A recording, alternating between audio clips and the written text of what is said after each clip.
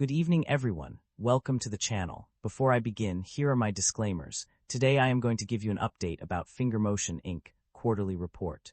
FingerMotion Inc. market capitalization of $0 billion is materially smaller than most of its industry peers of roughly $6 billion.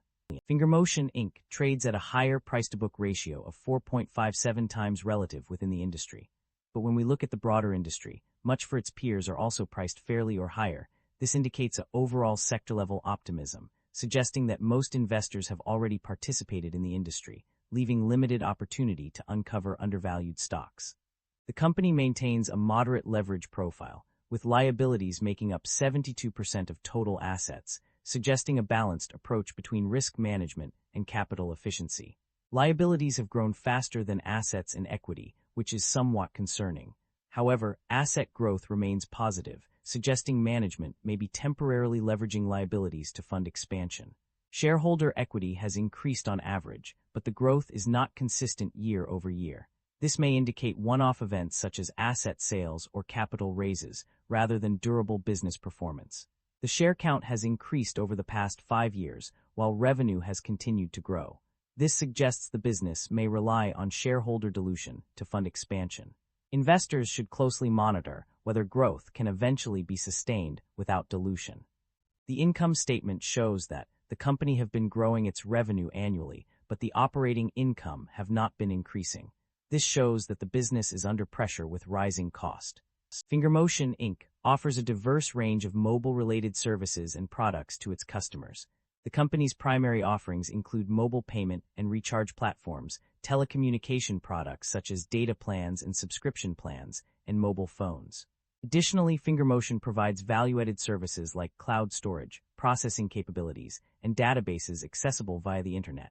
The company also offers a range of other services including loyalty points redemption, mobile protection plans, bulk short message and multimedia messaging services, and rich communication services (RCS) platform. This RCS platform enables businesses to communicate with their customers on the 5G infrastructure, providing features such as phone book polling and in-call multimedia transmission. Furthermore, FingerMotion has developed Sapientus, a proprietary big data insights platform that provides data-driven solutions for businesses in various industries, including insurance, healthcare, and financial services. This comprehensive suite of products and services positions FingerMotion as a leading mobile data specialist company in China. The stock price of FingerMotion Inc., NASDAQ, FNGR, has experienced significant fluctuations over the past year, with changes ranging from -28.5% to 9.92%. Despite these substantial movements, the question remains as to what has caused the stock's price to make no significant changes in the past year. Upon reviewing the news events surrounding FingerMotion Inc., it appears that several factors have contributed to the company's market activity. The release of financial results for the third quarter of fiscal 2026 showed a decline in revenue and gross profit, but management indicated a strategic reallocation of capital towards its command and communication platform. Additionally, the company announced potential acquisitions, introduced new platforms, and disclosed strategic roadmaps aimed at promoting regional expansion and enhancing shareholder value. However, it is worth noting that these news events may not have had a direct impact on the stock's price in terms of significant changes. The fluctuations in the stock's price over the past year may be attributed to various market factors, including overall economic conditions, industry trends, and investor sentiment. Furthermore, the company's efforts to reallocate capital, expand its services, and promote regional growth may have been overshadowed by other market influences. In conclusion, while several news events surrounding FingerMotion Inc. contributed to the company's market activity over the past year, it is unclear what specific factor has caused the stock's price to make no significant changes in terms of exceeding the 1.67% threshold. Further analysis and investigation may be necessary to determine the underlying causes of this phenomenon. The primary drivers of revenue growth for DAG are multifaceted, with several key factors contributing to the company's increasing revenue. One major driver is the expansion of its business through strategic partnerships and agreements, such as the entry into VI agreements with GUG Technology in 2018 and the signing of a volume-based agreement with China Mobile Fujian in 2021.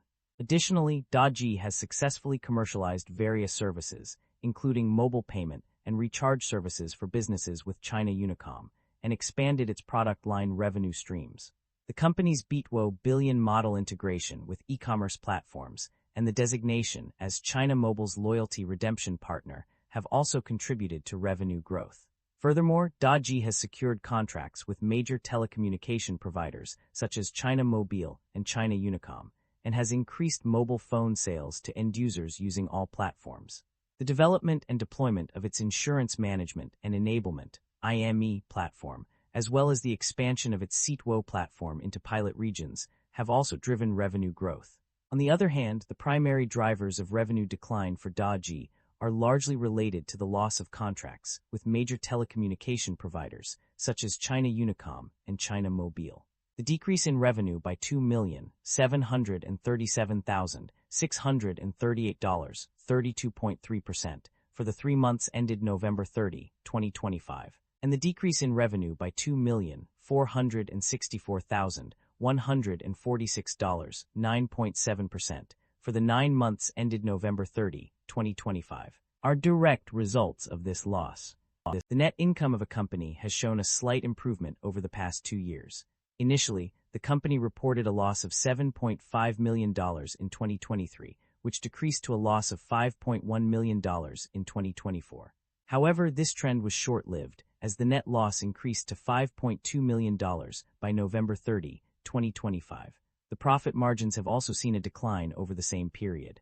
The revenue for 2024 was $25,366,825, which decreased by 9.6% to $22,902,695 in 2025.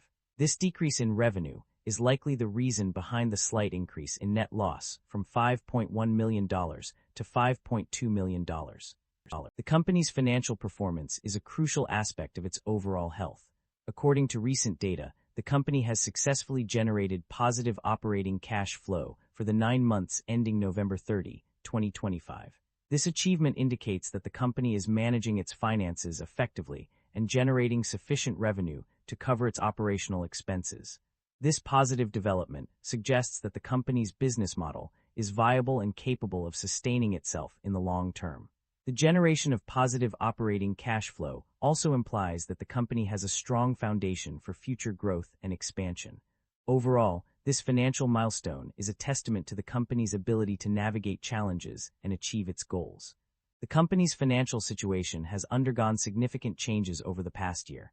One notable shift is the substantial increase in debt level, which rose by a staggering 24.6% between February 28, 2025 and November 30, 2025. This sharp rise in debt indicates that the company may be facing financial strain.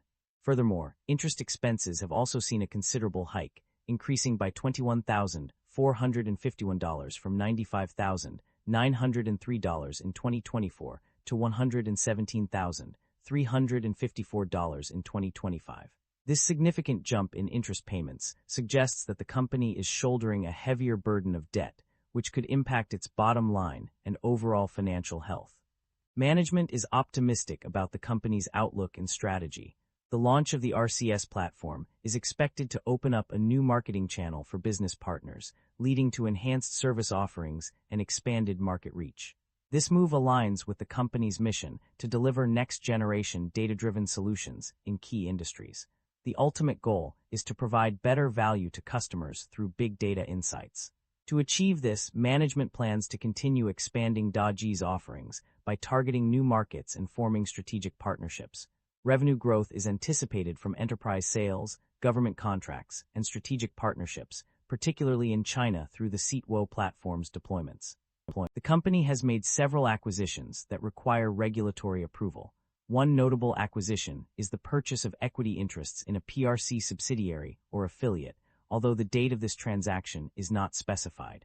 Additionally, overseas companies controlled by PRC domestic entities may acquire equity interests or assets from affiliated PRC domestic companies, subject to approval from the Ministry of Commerce, MOFCOM. Furthermore, foreign investors taking control of PRC domestic enterprises must also notify MOFCOM.